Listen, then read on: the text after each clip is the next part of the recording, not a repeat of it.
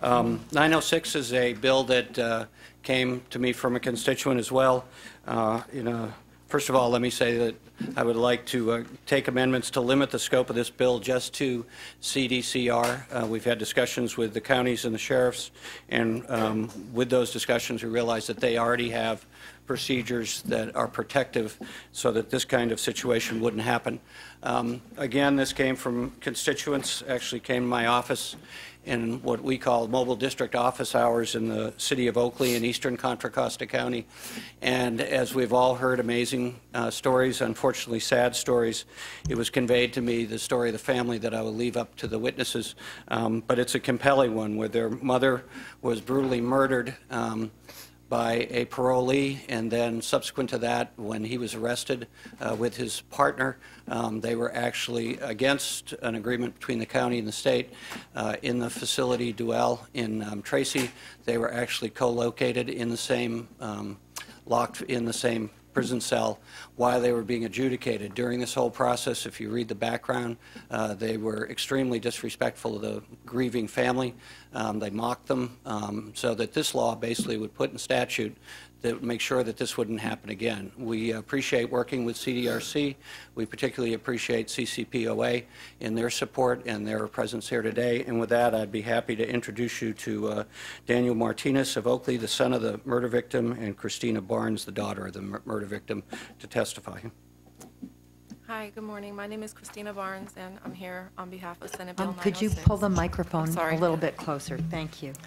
My name is Christina Barnes, and I'm here on behalf of Senate Bill 906. On August 6, 2009, my mother, Cindy Ramos, was brutally murdered in her home by a couple she thought were her friends.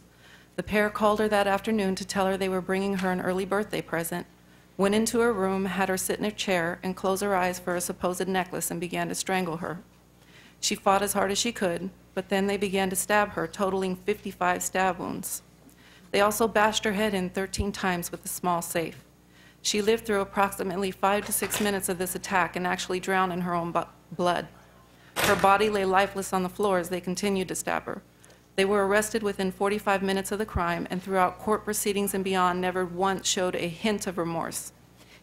Instead, on numerous occasions, they laughed, taunted, and shouted expletives towards our family.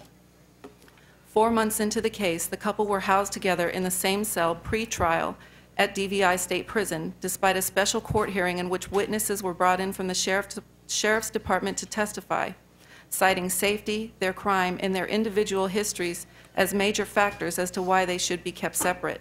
County counsel was also brought in to argue this, and a judge upheld the order placed by the Sheriff's Department to keep them separate. Yet somehow, they still managed to end up living together in the same cell. After learning about their housing, our family began writing letters to everyone we could think of, including prison officials, the Attorney General, the Inspector General, our legislators, even the Governor's office in regards to this event. Our biggest concern, safety. The pair has proven themselves to be a danger together. Allowing them to remain together and continue the same type of conspiracies that left a 58-year-old woman dead on her bedroom floor is unconscionable, whether it be for the safety of jail and prison staff, courtroom staff, including DAs and judges, safety of the surviving family, bystanders in the courthouses, and/or the safety of fellow inmates. Those who co-conspire and commit these type of violent crimes should never be allowed to be within the same confines when at all possible. 6 months into the case, the pair pled guilty. After the guilty plea, my sister, Kimberly Ellison McKinney, a deputy probation officer with the Alameda County Juvenile Courts, went to visit one of our mother's killers. It was during that visit this killer told her they took this deal because they were told that they could be together in prison. We then began writing more letters in regards to their placement, and were ultimately told that there is no law or policy that should prevent them from ever being housed together. We approached Senator DeSaulnier and are forever grateful that he not only heard us, but he understood our plight. He understood our quest to see justice served as wholly and completely as possible given the circumstances. Currently, my mom's killers are in separate prisons. However, should they be moved, we would not know.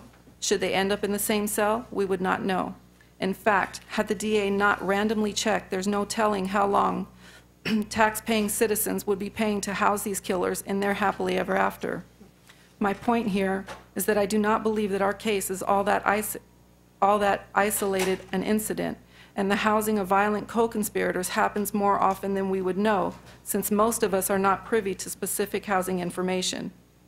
Lastly, I want to tell you all that there's no way I can accurately and completely portray all that we've been through or how this tragedy has affected our life, our family, within 3 minutes. It's my sincerest hope that I've given you enough to understand the depth of the situation and that the right thing be done, respectively. Thank you. Good morning. My name is Daniel Martinez. I'm Cindy Ramos' eldest. I have only to say that to all the members of the Safety Committee, thank you for taking the time to hear us. And most importantly, that this is about a safety issue, wholly and completely. Inasmuch as I have 17 years of active law enforcement myself, I began my career in a correctional setting with the Contra Costa County Sheriff's Office. This bill would give us, from a law enforcement officer's perspective, the ability to say, I have a reference, I have a codified law that gives me the ability to keep apart co-conspirators. Again, for my safety, I'm thinking I want to go home safe at night when my shift is over, just the way I came into work. So this gives me a reference, a starting point to protect myself, my fellow coworkers, our watch commanders, or warden of the system. It gives us the ability to protect ourselves.